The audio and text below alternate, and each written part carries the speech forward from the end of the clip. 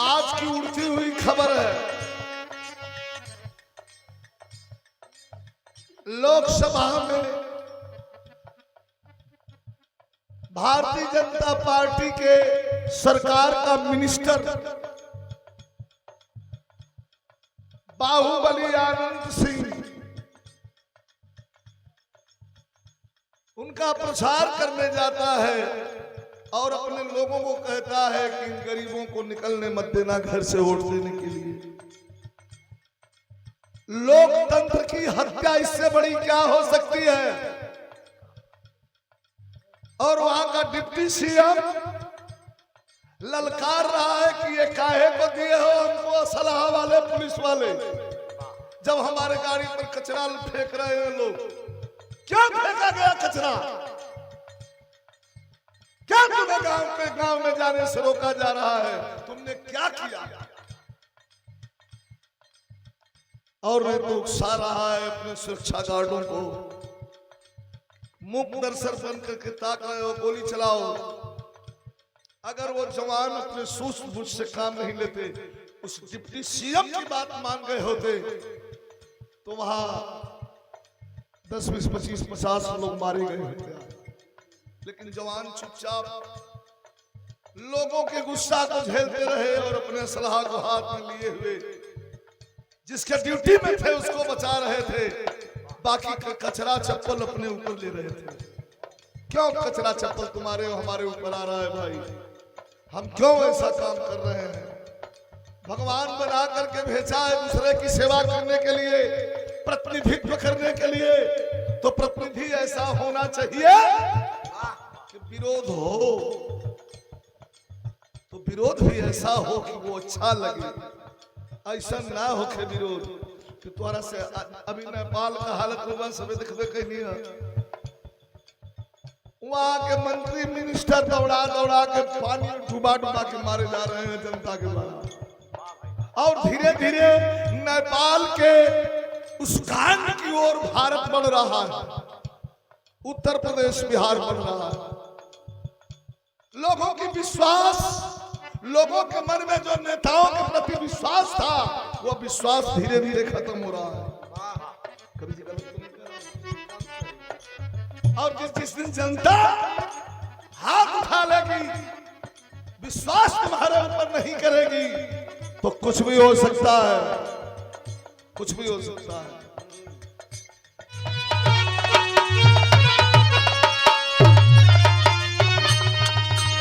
अरे वाह वाह,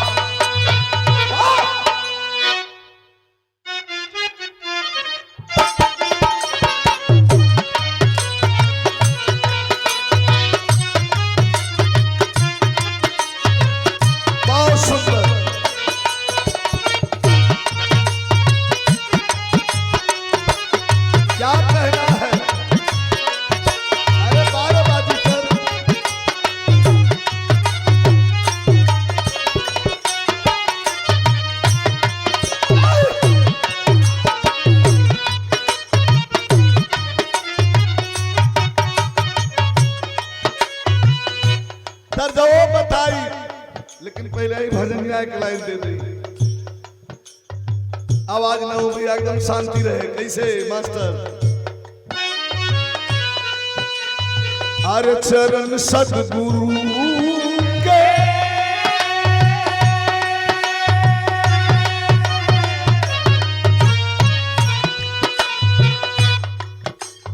अरे चरण सदगुरु पखारत रहिला,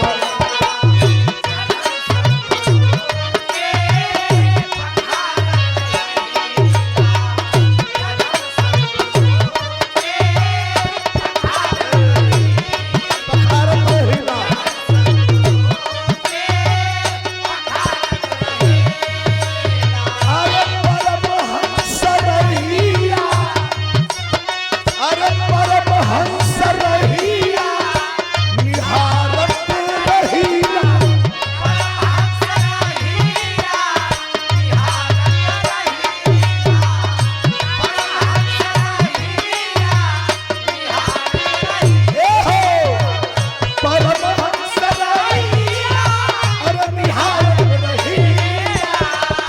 चरण सदगुरु के पखारत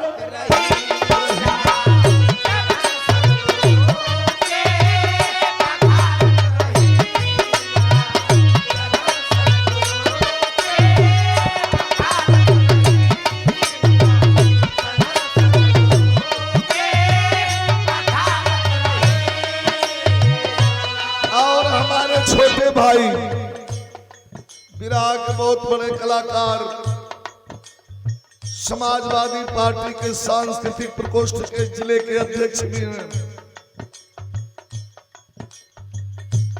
पुरस्कार दिए हैं, शुभ आशीर्वाद, धन्यवाद। अब अगर इजाजत हो तो धुन बता दें।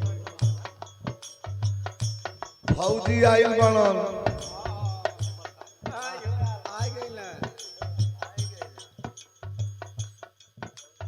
ये देखा सेकेंड मनोज हुआ, मनोज के लड़का हुआ सोनू। सोनू काहे के रख दे तोर मनोज रह कर सनोज ध देले सोनू। शुभ आशीर्वाद। बड़ी हमके आनंद आवेला, आप लोग के आनंद आई। सुनी यहाँ के तो पूछी मत कितना आनंद है यहाँ के दरबारी भैया। ओ पार ओ पार ओ पार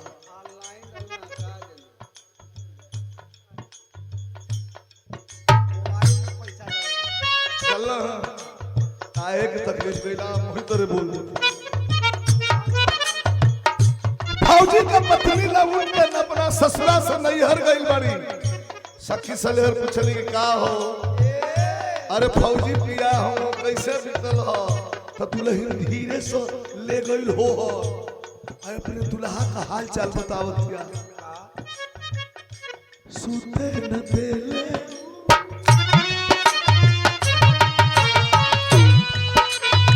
बढ़िया बात बढ़िया लगेले। कहत या फौजी का पत्नी के बहन, अरे सूते न देले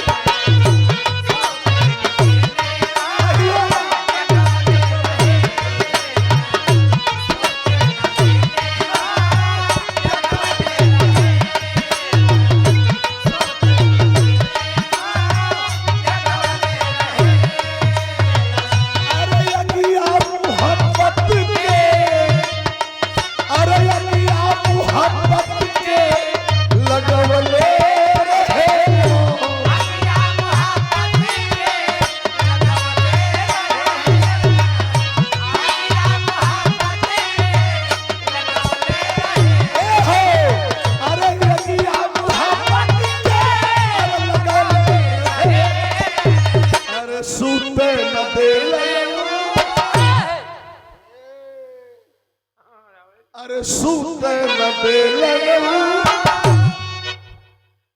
जगवले रहे।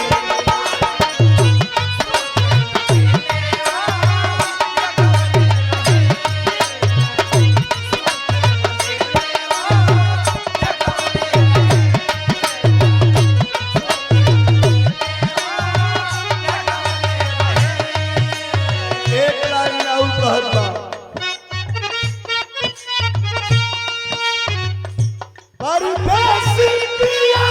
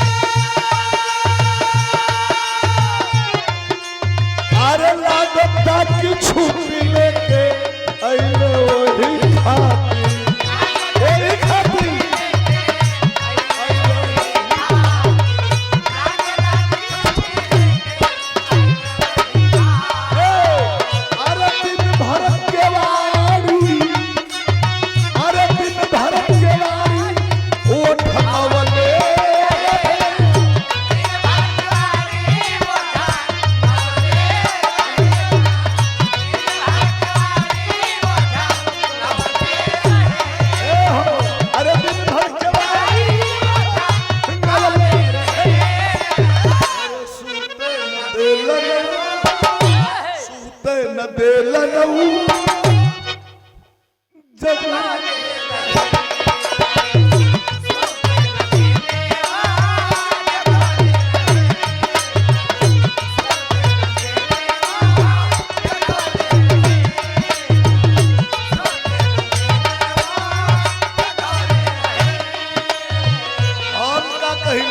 परमहंस रहिया अरे परमहंस रहिया बिहारत रहिया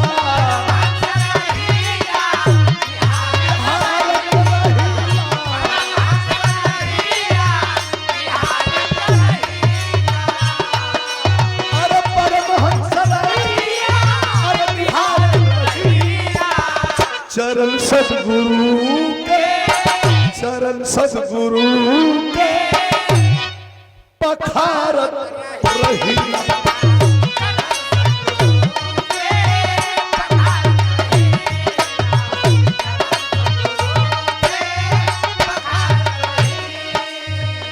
अखिलेश यादव जिला पंचायत सदस्य पद के प्रत्याशी कोयरिया पार से और हमारा घनश्याम यादव जी के छोटे भाई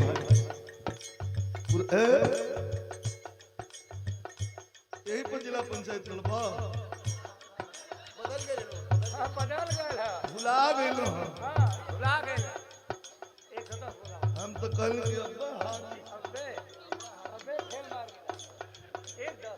जाए मतलब बाद में जब देखली तब हवा हो गया हमका कौनो बात नहीं ओ में उतना स्नेह हमारा तरफ से आशीर्वाद बा माई के कृपा बनल रहे पंच का आशीर्वाद हरिंदर बनवासी टेंट हाउस भैया के प्रणाम बा एक लाइन के बाद जवन वायरल भइल बा स्वामी जी के दरबार में भी सदगुरु भगवान अड़गलानंद महाराज के दरबार में गा रहल बानी ओके सुनावत बानी दू लाइन आई उत्तर विजयी कहला गुरु जी वो के चाहिए हमका होई दोनों मिक्स हो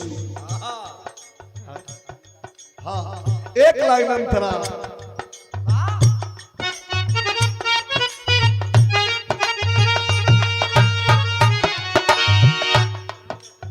अरे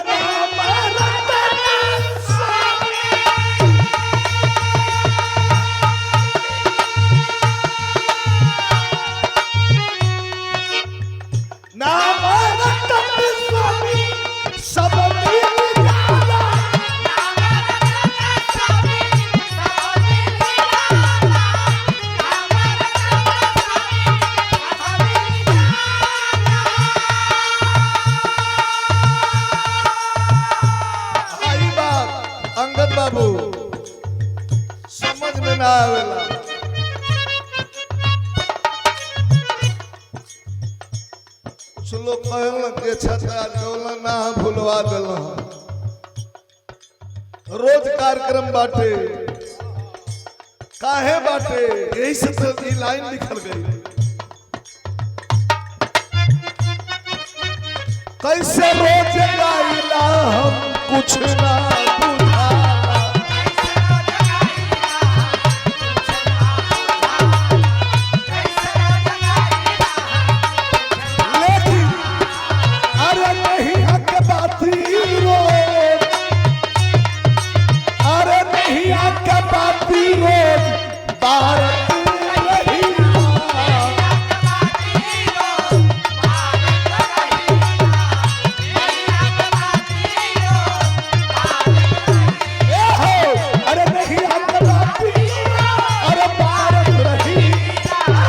चरण सद्गुरु के पखारत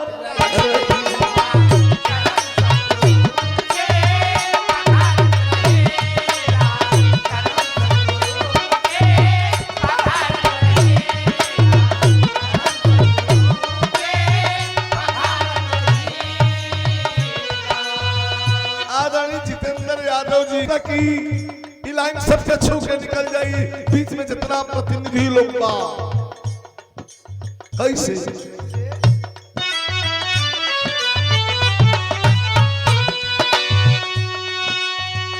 सत से ही सतगुरु के सत से, अरे सत से ही सत्ता डोले,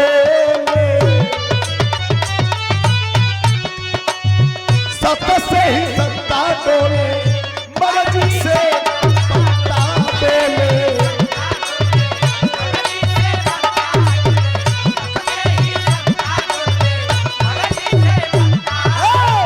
सत से ही सत्ता डोले, से पत्ता डोले, जाने ला जहान सतगुरु, जाने ला जहान सतगुरु, जगत का दाता हम।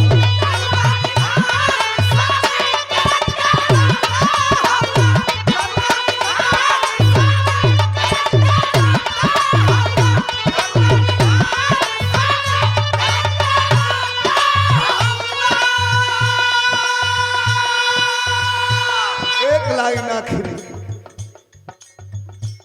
प्रेम क्या है? दुनिया में प्रेम से बड़ियार कोनो धन नहीं खे, दुनिया में प्रेम से बड़ियार कोनो हथियारों नहीं खे। दुनिया में प्रेम है तो सब कुछ है, ये संसार है। तब बता, याद करिए महाभारत का वह दृश्य जब यादवेंद्र भगवान श्री कृष्ण को दुर्योधन हस्तिनापुर का युवराज भोजन पर आमंत्रित किया था। भगवान चल गए, लेकिन आए बिरहा सुनने वाले साथियों, प्रेम की शक्ति देखिए।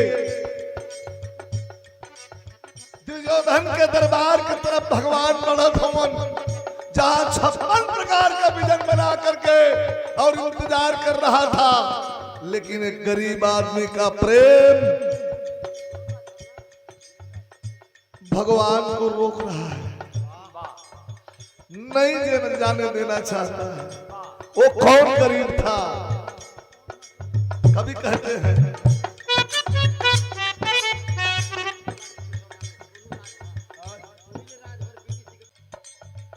लेकिन प्रेम क्या है?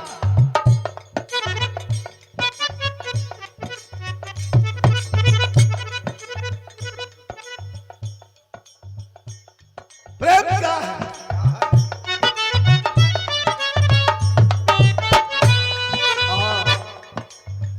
भगत दूर धर गईला,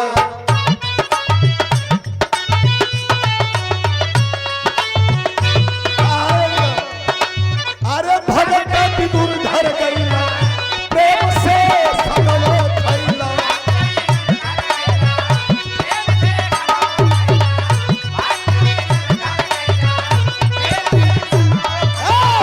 भगत दूर धर गईला, प्रेम से सबलो थैला। छोड़ के पाका भाग सतगुरु, छोड़ के पाका भाग सतगुरु, जगत के दाता हो।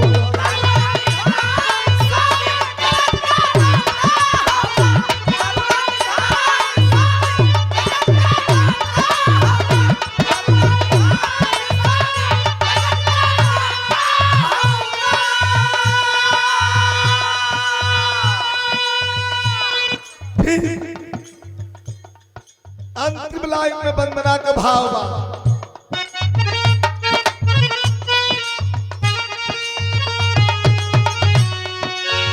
बिहारी गणेश,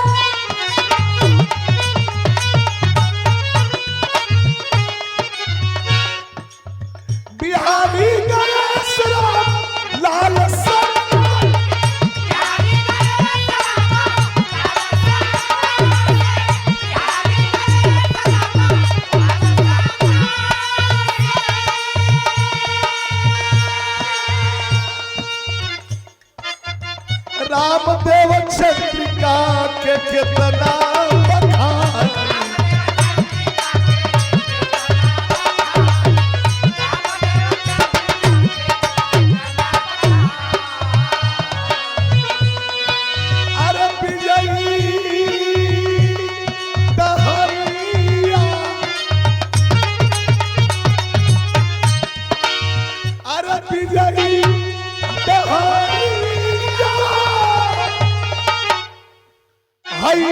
पखारत रही चरण सद्गुरु के,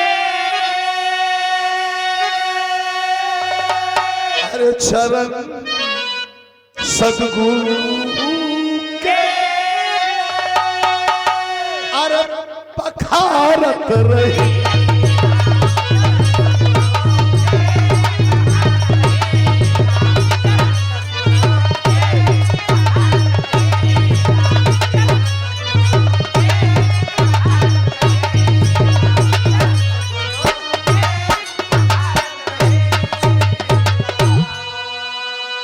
पखा